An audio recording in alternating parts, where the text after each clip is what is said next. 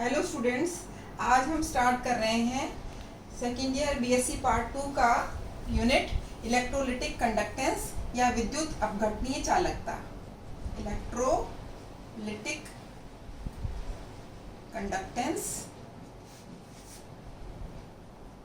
Conductance या विद्युत अपघटनीय चालकता। आप सब जानते हैं कि पदार्थ में विद्युत धारा को एक स्थान से दूसरे स्थान पर ले जाने के लिए आवेश की आवश्यकता होती है। विद्युत धारा एक स्थान से दूसरे स्थान पर विद्युत धारा आवेश के द्वारा ले जाई जा सकती है।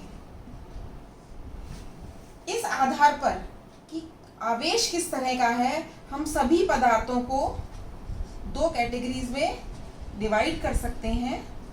पहली तरह के सब्सटेंसेस हैं जो अपने में से विद्युत धारा को सभी पदार्थों को दो तरह में डिवाइड कर सकते हैं। पहली तरह के पदार्थ हैं जो अपने में से होकर विद्युत धारा को प्रवाहित होने देते हैं, वो कहलाते हैं सुचालक, विद्युत धारा के सुचालक या conductors. For example, all type of metals, graphite, salt solutions, etc. दूसरी तरह के पदार्थ जो अपने में से होकर विद्युत धारा को प्रवाहित नहीं होने देते, वो विद्युत धारा के कुचालक कहलाते हैं और या इंसुलेटर्स कहलाते हैं। For example, mica, wax, would, ebonite, etcetera. कुछ पदार्थ ऐसे होते हैं जो विद्युत धारा को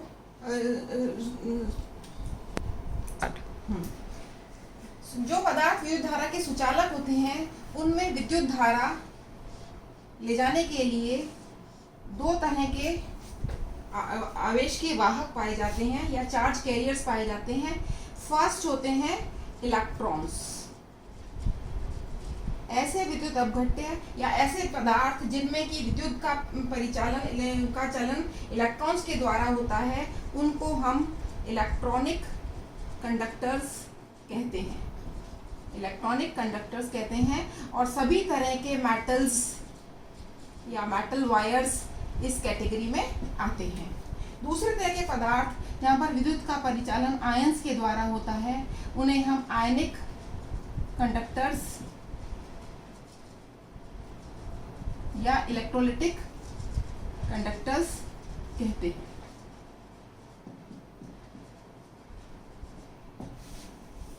जैसे कि सॉल्ट सॉल्यूशंस एवं एसिड, बेसिस, एटसेट्रा। तो विद्युत धारा को या तो इलेक्ट्रॉन्स के द्वारा ले जाया जाता है या आयंस के द्वारा ले जाया जाता है। कुछ कैटेगरी ऐसे पदार्थों की होती है जिनको कि हम मिक्स्ड कंडक्टर्स कहते हैं, और ये मिक्स्ड कंडक्टर्स में कंडक्शन जो है इलेक्ट्रिसिटी का, वो partly ionic and partly electronic होता है। और इसके एग्जाम्पल हैं एनहाइड्रस क्यूप्रस क्लोराइड एवं सोडियम इन लिक्विड अमोनिया। इनमें विद्युत धारा का कुछ अंश आयनों के द्वारा ले जाया जाता है और कुछ अंश इलेक्ट्रॉन्स के द्वारा ले जाता है। इनको हम मिक्स्ड कंडक्टर्स कहते हैं। अब हमें पढ़ना है इलेक्ट्रोलिटिक कंडक्टर्स, इसलिए हमको इंसुलेटर्स के बारे में नहीं पढ़ना, इसलिए हमको मिक्स्ड कंडक्टर्स के बारे में नहीं पढ़ना, और इसीलिए हमें इलेक्ट्रॉनिक कंडक्टर्स के बारे में नहीं पढ़ना। इसलिए हमारे पास रह जाता है सिर्फ ऐसे विद्युत अपघट्यों का अध्ययन करना जिनमें कि विद्युत धारा का वहन आयंस के द्वारा होता है। आयनिक कंडक्टर्स या इलेक्ट्रोलिटिक कंडक्टर्स के बारे में हम पढ़ेंगे। ताकि आपसे नाम से पता चलता है कि इस तरह के कंडक्टर्स हैं जिनमें कि विद्युत धारा आयंस के द्वारा ले जाई जाती है।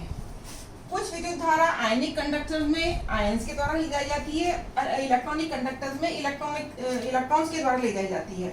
फॉर एग्जाम्पल, इलेक्ट्रॉनिक कंडक्टर्स में हम कह सकते हैं कि किसी भी विद्युत अपघट्य में या इलेक्ट्रॉनिक इलेक्ट्रॉनिक कंडक्टर में विद्युत धारा को प्रवाहित होने के लिए दो चीजों की अत्यंत आवश्यकता है। पहली चीज है presence of charge carrier. First है प्रेजेंस ऑफ चार्ज कैरियर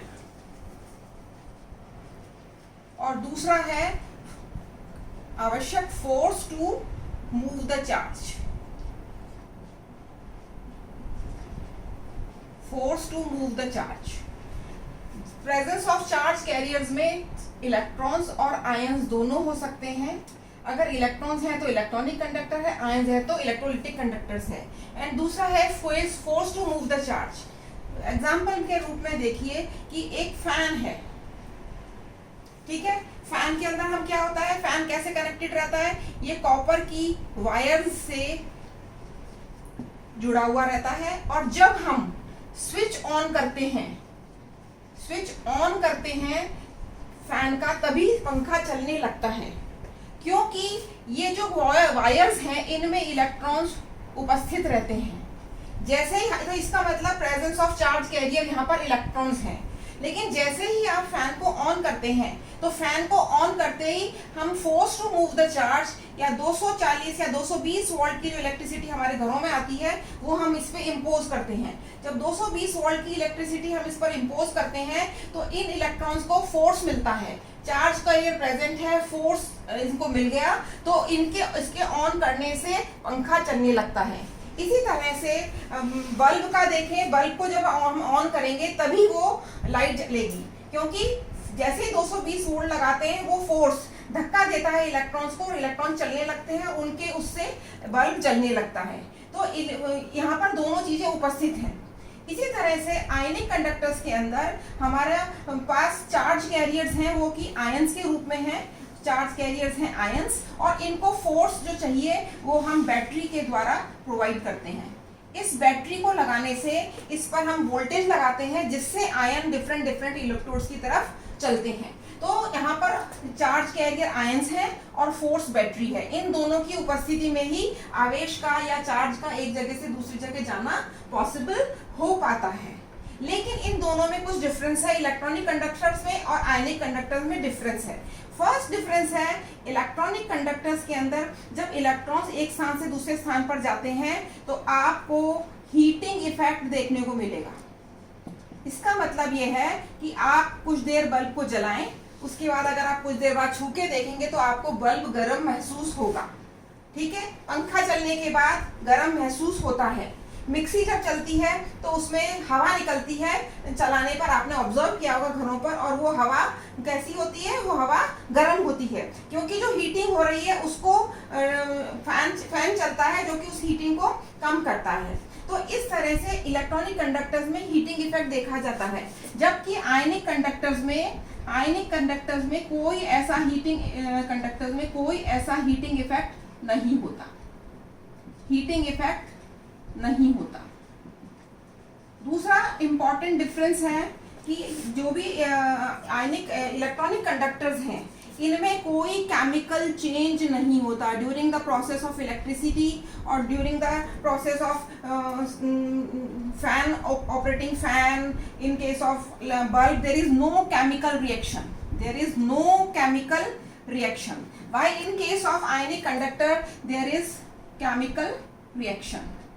यहाँ पर केमिकल रिएक्शन होता है और इस केमिकल रिएक्शन के कारण जो भी आपका इलेक्ट्रोलिटिक सॉल्यूशन है वो दो हिस्सों में बढ़ जाता है, उसका लाइसिस हो जाता है, उसका ब्रेकडाउन हो जाता है और वो दो हिस्सों में बढ़ जाता है, इसलिए यहाँ पर केमिकल रिएक्शन होता है।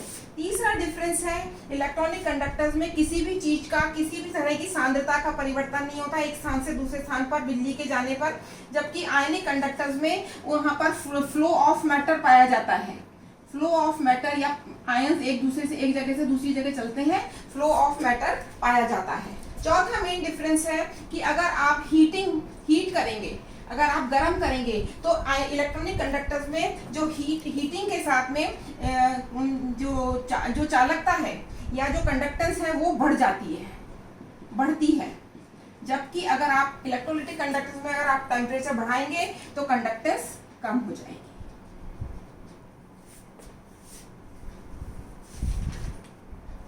ठीक है। अब इसको